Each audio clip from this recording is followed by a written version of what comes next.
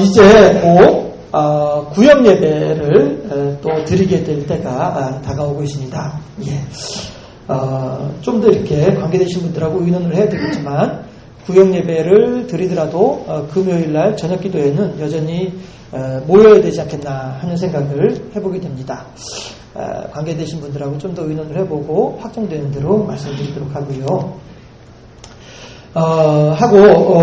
어쨌든 우리가 참 제가 이 구역 소망구역 주간 예배 설교를 준비를 하면서 참 그런 생각을 많이 했습니다. 그래, 우리 교회가 더욱더 이 구역 예배가 보다 더 활성화되어지고 구역 예배 가운데에서 더욱더 큰 사랑이 넘쳐나는 그런 구역이 됐으면 참 좋겠다 하는 생각을 하면서 오늘 이 시므온이라고 하는 어른이 그런 구역이 갖추어야만 할 소양, 방향 이런 것들을 참 우리들에게 잘 말씀해 주고 계시다라고 하는 생각을 해보게 됐습니다. 본문에서는 25절 짧은 비록 한 구절이지만 거기에서는 뭐라고 합니까? 성령이 그 위에 계시더라 라고 말하거든요. 예루살렘에서 의와 경건의 삶을 살아가는 이 시므온에게 하나님의 위로를 기다리는 이 이스라엘의 하나님의 위로를 기다리는 이 시므온에게 늘 성령이 계시더라 이렇게 표현을 하고 있습니다. 그런데 여기서 계시더라 라고 할 때 그 계시다고 하는 말은요 순간 번쩍 이렇게 지나가는 거 이걸 얘기하는 건 아니죠. 마치 이번 명절에 여러분들의 사랑하시는 그 자녀손들이 왔다가 밀물같이 왔다가 썰물같이 후딱 가버리고 말아요. 이런 것들은 계시더라 라고 하는 표현에서 이런 의미는 아니란 거예요.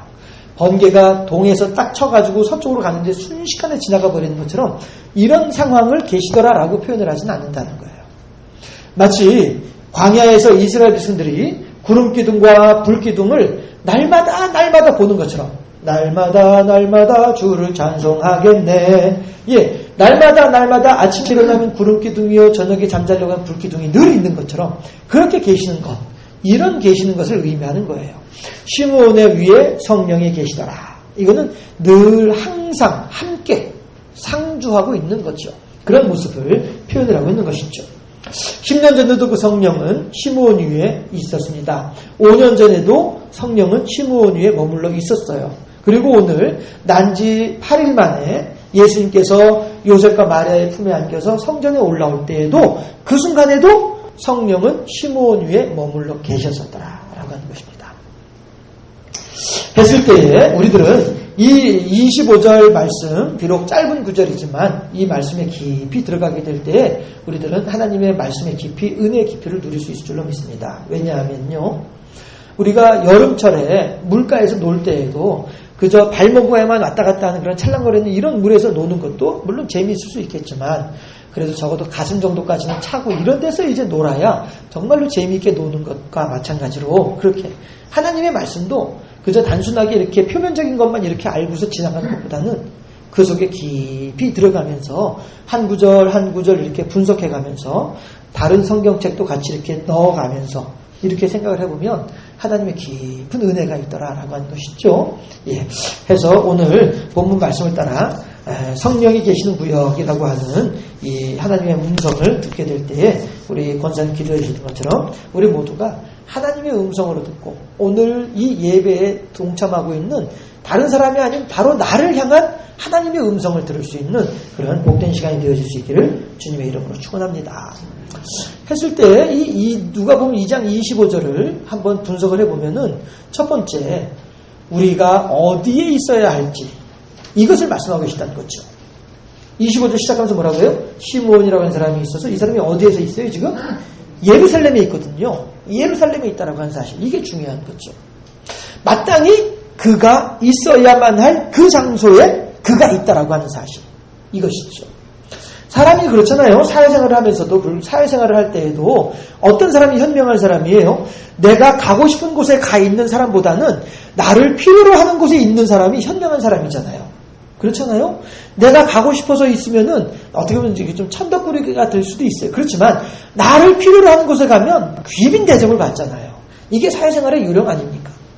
이런 것처럼 우리들도 어디에 있어야 마땅할 것인가. 예수님께서 하시는 말씀에 그런 말씀을 하세요. 잔치자리가 벌어졌어요. 잔치자리가 벌어졌는데 많은 사람들이 이제 잔치에 초대를 받았는데 갑돌이가 잔치 자리에 이제 파티장에 가봤더니 아무도 없어. 그래가지고 아무도 없네? 기분 좋다 하고서 상석에 앉아 있었어요. 그러고 난 뒤에 이제 사람들이 이제 쭉 들어오면서 자리를 딱 차지하고 이제 앉는데 마지막에 주인이 파티장에 뜩 들어와가지고 보더니 갑돌아, 너는 지금 여기 상석에 있을 자리가 아니라 제일 저 말단에 가서 앉아야 돼. 이렇게 얘기를 하면 갑돌이가 그래요? 하고서는 이제 일어나서 말단까지 내려갈 때 얼마나 뒤통수가 뜨끈뜨끈하겠느냐. 예수님께서 하신 말씀이 그 말씀이 있죠. 그러나 정반대로 처음부터 겸손하게 저 말석에 앉아 있었어요. 그런데 파티의 주인이 와서 뜩 보더니 아이고 왜 거기 앉아 계세요? 얼른 올라오세요. 얼른 올라오세요. 이러면서 상석에 앉힌단 말이에요. 그랬을 때 그 사람은 상석까지 걸어 올라갈 때 모든 사람들이 그를 주목해 바라보는 거죠. 야, 저렇게 훌륭하신 사람이 있을까? 저 사람은 마땅히 상석에 앉아도 되는 사람인데 저 말석에 앉아서 저렇게 겸손하게 있다니. 예수님께서 하신 말씀이 그 말씀이죠. 예수님께서 그 말씀을 하실 때 그 목적이 뭐예요? 그만큼 사람이 겸손해야만 한다라고 하는 가르치심인데 겸손하기 위해서는 뭐가 필요해요? 내가 마땅히 있을 자리가 어디인지를 정확하게 알고 있는 이게 중요하다라고 하는 것이죠. 여러분 그렇다고 한다면 여러분들에게 한번 질문을 해보겠습니다. 이 세상에서 은혜가 가장 풍성한 곳이 어디죠? 이렇게. 그렇죠. 지금 이쪽에서 쭈뼛쭈뼛 소리가 나왔는데 용기가 없어. 근데 저쪽에서 그냥 큰 소리로 탁 나와버리고. 자, 다시 한 번 더 묻습니다. 이 세상에서 제일 행복한 곳이 어디죠? 그럼요. 이 세상에서 성령의 교통하시는 증거가 가장 왕성한 곳이 어디죠? 생명의 성령의 말씀이 선포되는 곳이 어디예요? 어디가 계세요 지금? 그렇죠. 그러면 이 시간에 장산교회 안 있고 다른 데 놀러 가가지고 노래방 가가지고 놀이동산 가가지고 산에 가가지고 들에 가가지고 친구들하고 모여서 권커니 자커니 하고 어떤 사람들이에요? 따라 하시겠습니까? 보. 이게 수화로 저희 농아인들 사용하는 수화로 바보가 이거예요.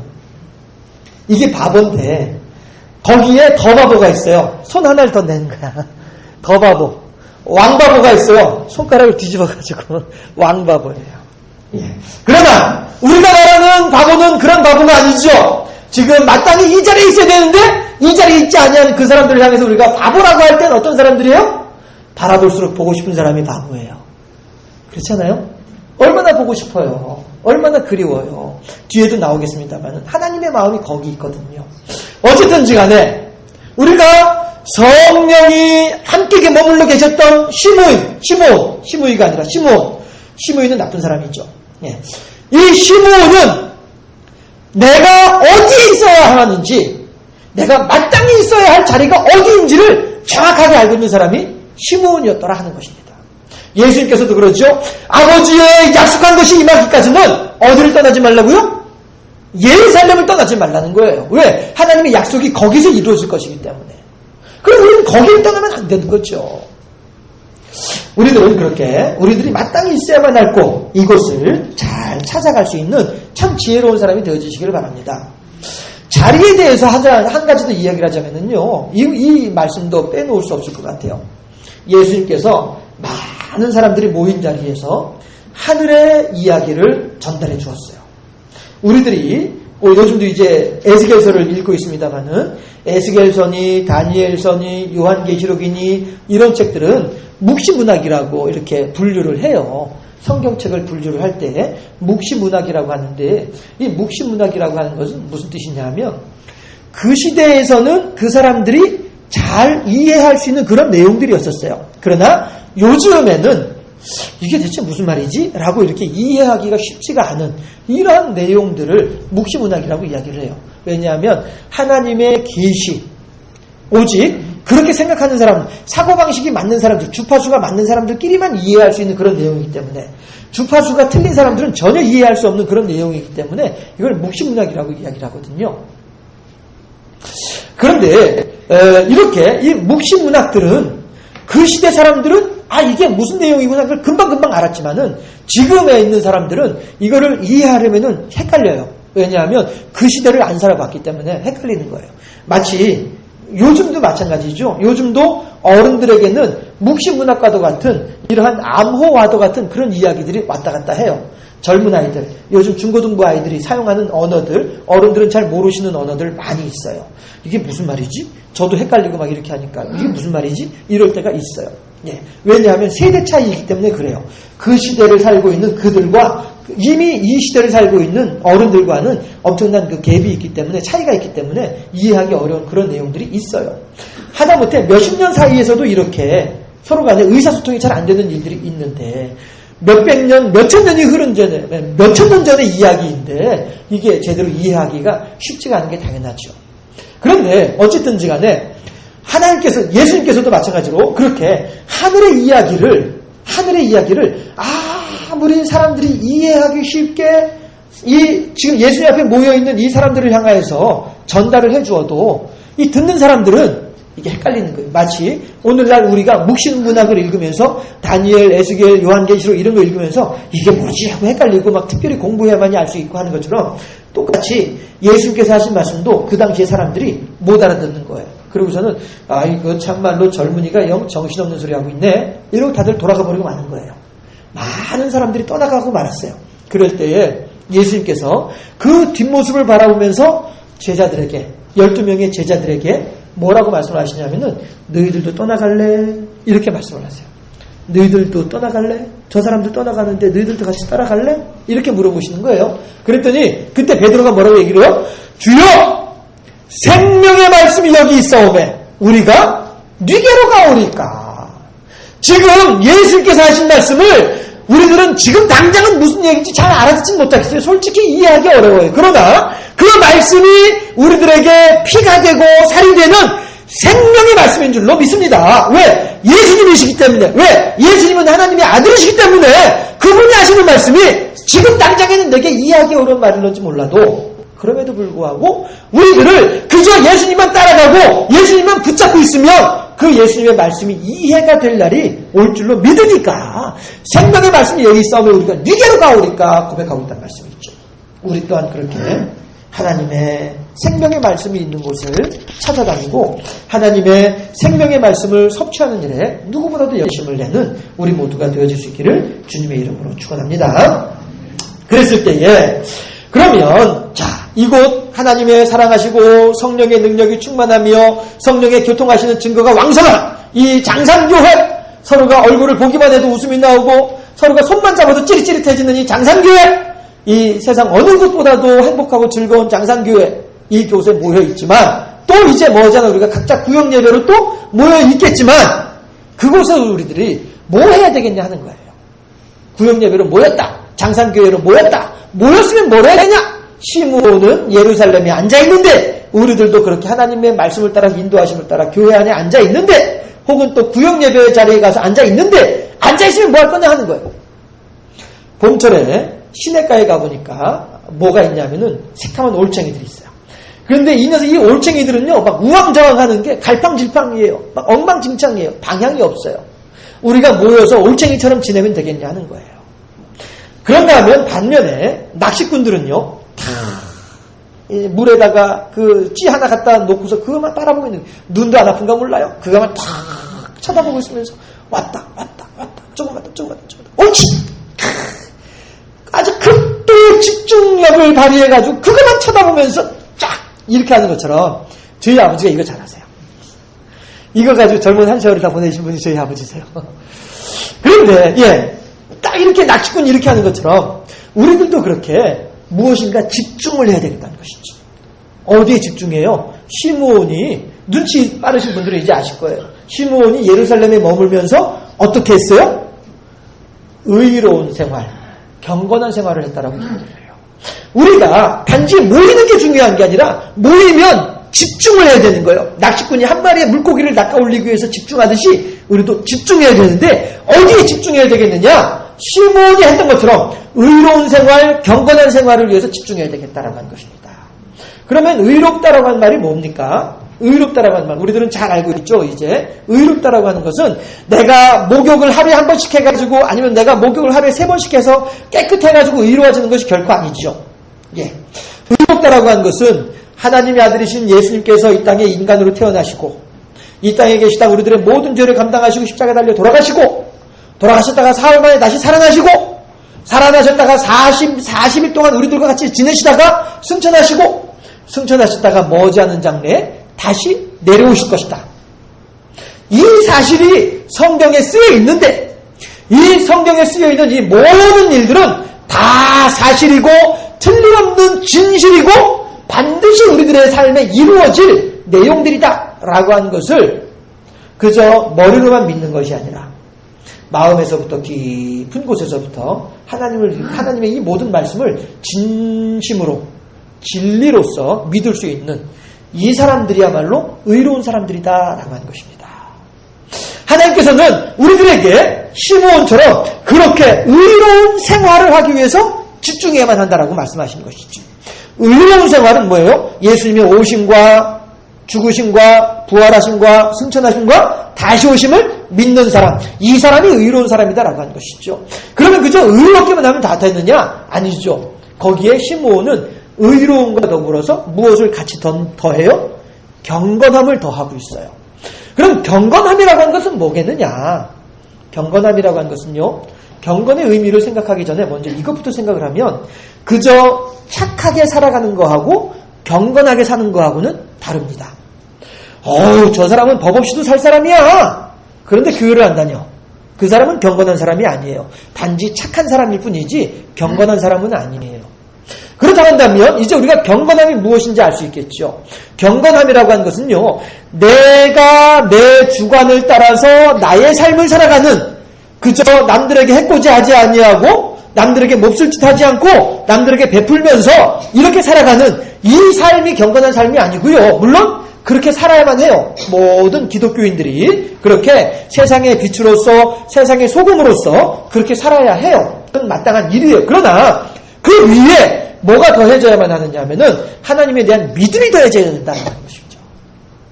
우리들은 그저 착하게 사는 것이 문제가 아니고요. 하나님의 말씀을 따라서 착하게 살아야 되는 거예요. 하나님의 계명을 따라서 그 방향으로 살아야만 하는 거예요. 그러니까 우리들은 착하게 살려고 노력을 할 것이 아니라 어쩌든지 하나님 뜻대로 살려고 노력하는 이 삶의 자세가 필요하다는 것이죠. 그렇게 할 때 자연스럽게 모든 선함과 모든 의로움과, 여기서 말하는 의롭다라고 하는 건 하나님과의 관계에서 의로운 것이 아니라 이웃과의 관계에서 의로운 거예요. 불의하지 아니하고 사특하지 아니한, 이러한 모든 일들이 하나님의 뜻대로 살아가고자 할 때 이 모든 일들이 다 그대로 부수적으로 따라온다라고 하는 것이죠. 그러니까 예수님께서 뭐라고 말씀하세요? 너희는 먼저 그의 나라와 그의 의를 구하라. 그리하면 이 모든 것을 너희에게 더하시리라. 마찬가지로 우리들이 이 세상을 살아갈 때 주여 하나님, 어떻게 하면 내가 빛의 사명을 감당하겠나이까? 어떻게 하면 우리가 소금의 사명을 감당하겠나이까? 방법은 한 가지예요. 오직 하나님 뜻대로. 하나님께서는요, 늘 그렇게 성령의 세미한 음성으로 이 상황에서는 우리들에게 이렇게 하라, 저 상황에서는 저렇게 하라 늘 말씀을 하고 계세요. 나는 한 번도 안 들렸는데? 당연하죠. 다른 데 관심이 있으니까 안 들리는 거예요. 난 아무리 듣고 싶어도 안 들리던데? 당연하죠. 잘못 구하니까 안 들리는 거죠. 우리들이 방금 전에 말씀드렸다시피 주파수를 하나님을 향해 딱 맞춰놓고 있으면요, 하나님하고 사이클만 맞춰놓고 있으면은 어디에 가든지 간에 하나님은 늘 우리들에게 말씀하고 계시는 것이죠. 다만 우리들의 무딘 심령이 하나님의 음성을 못 듣게 만들고 말아요. 우리들의 불신앙이 하나님의 음성을 탁탁 쳐내고 마는 거예요. 우리가 하나님의 말씀대로 살아가고자, 하나님의 뜻이 무엇인지를 알아가고자, 하나님 어떻게 하면 좋을까요? 우리 마치 어렸을 때 손바닥에다 침 탁 뱉어가지고 손가락을 딱 쳐가지고 여기! 이런 것처럼 우리들이 늘 어떤 일을 행하고자 할 때 하나님, 과연 이 일 가운데 하나님 뜻이 무엇이겠습니까? 과연 하나님, 제가 이 상황에서 어떻게 결정한 것이 하나님께 영광 돌려드리는 결정이 되겠습니까? 이런 거, 우리들이 이런 삶을 살아야 되겠다. 이게 바로 경건한 삶이다라고 하는 거예요. 그저 내 마음대로 자, 오늘 로또 복권 사러 가자, 돼지 꿈꿨다, 로또 복권 사러 가자, 이것이 아니고요. 과연 하나님, 오늘 제가 이 일을 하고자 합니다. 어찌하겠습니까? 이런 어찌하든지 하나님의 뜻대로 살아가고자 하는 이 삶의 자세가 경건한 삶이다 하는 것이죠. 우리들은 은혜의 자리, 성령의 자리, 능력의 자리에 모여서 오직 힘쓸 일은 의와 경건을 힘써야만 하겠다라고 하는 거예요. 그러면 모이면 서로 간에 내 자랑하면서 모이는 것이 아니라 모이게 되면 내 자랑이 아니라 내게 임하였던 하나님을 자랑하는 이러한 삶을 살아갈 때 의로운 삶이 되어질 것이고, 또한 모이면 내가 이번에 말이야 이렇게 해가지고 말이야 주식이 대박이 났어, 내가 이번에 이렇게 해가지고 말이야 땅값이 대체로 놀랐어, 이것을 자랑하는 것이 아니라 이번에 말이야 내 아침에 하나님께서 이렇게 말씀을 하신 것 같아가지고 내가 그렇게 따라갔더니 하나님께서 이렇게 복을 주시더만. 이러한 의로운 생활, 경건한 생활을 함으로써 구역 예배가 우리 교회 생활이 더욱더 하나님께 영광 돌려드리는 그런 삶이 되어질 수 있기를 바랍니다. 그러면요, 이렇게 이 마땅히 있어야만 할 구역 예배에 마땅히 힘써야만 할 의롭고 경건한 삶을 살아가는 이 사람들이 있는데, 그러면 무엇 때문에 이렇게 살아야 되겠는가 하는 것이에요. 무엇 때문에 이렇게 살아야 되겠는가? 따라할까요? 공부해서 누구 주자고요? 남주자가 맞죠? 공부해서 남주자. 공부해서 남주자예요. 공부해서 나 혼자 잘 먹고 살아야지. 이거는 예수님께서 성경에서 누누이 말씀하시는 어리석은 부자와 같은 자들이에요.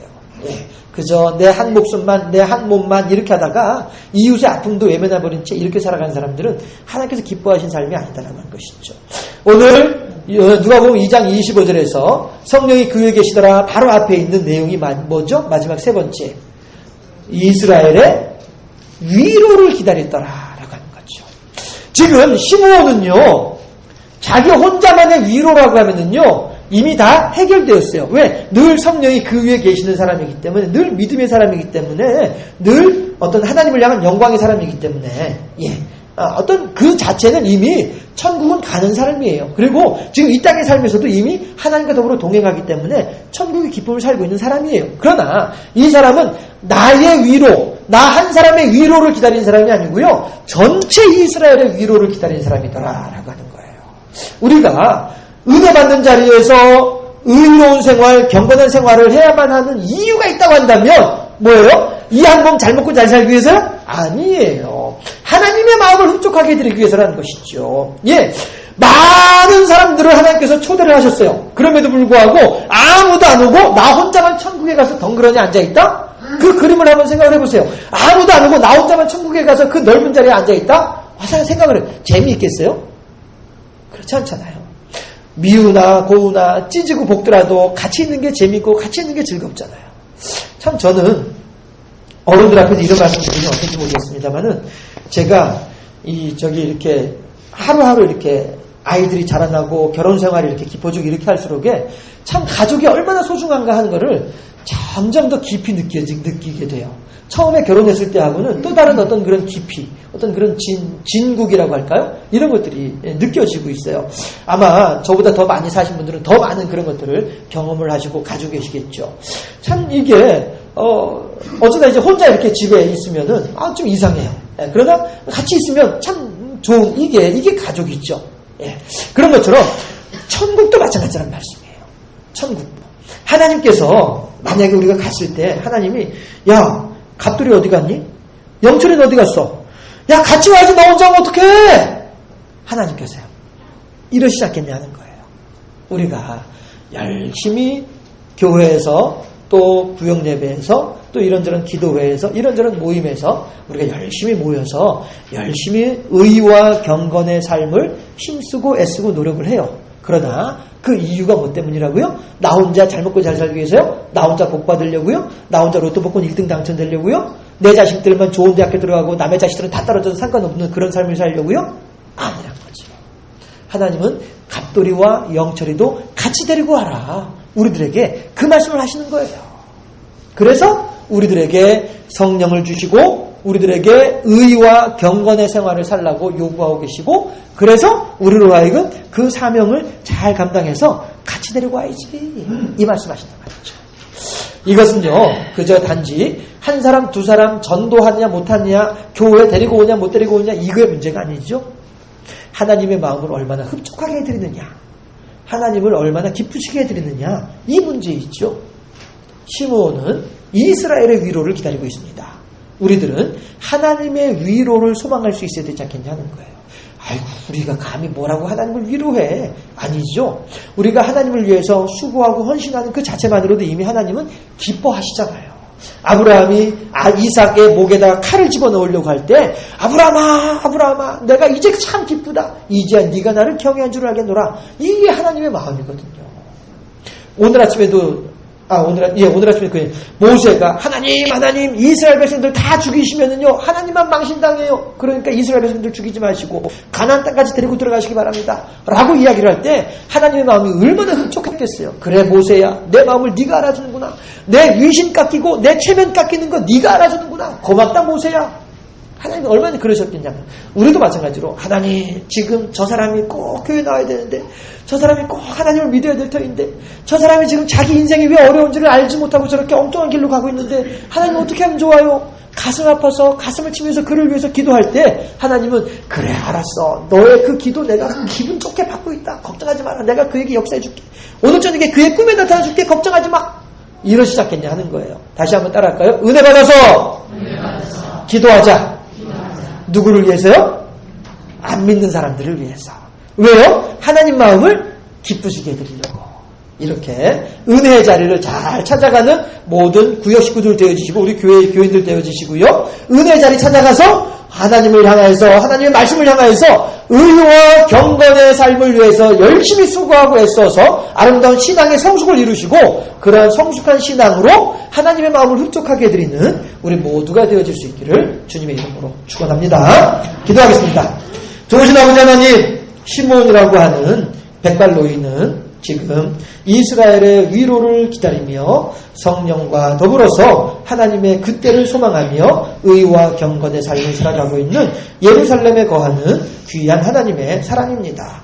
우리 또한 이 시므온과 같이 모이기를 힘쓰고 애쓰는 우리 모두가 되게 하시고 모이면 하나님을 높여드리고 모이면 하나님을 찬양하며 모이면 하나님의 은혜를 받으며 날마다 성장하고 성숙하고 변화되어지는 복된 우리 모두가 되게 하사 그렇게 성장하고 그렇게 성숙할 때에 더욱더 하나님의 마음을 기쁘시게 해드리는 하나님의 마음을 흡족하게 해드리는 하나님을 위로해드리는 하나님의 자녀가 되어지는 우리 모두가 될 수 있도록 인도하여 주시옵소서. 이제 예배를 주관하여 드리는 소망구역은 물론이요 함께 예배드리는 우리 모든 교우들의 심령 가운데에도 이 아름다운 복과 은혜가 넘쳐나는 복된 삶의 주인공들 되게 하시옵시고 이제 구역 예배가 시작되어질 때에 더욱더 큰 영광 돌려드리는 아름다운 구역원들이 될 수 있도록 인도하여 주옵소서. 감사하고 예수 그리스도 이름으로 기도하옵나이다. 아멘.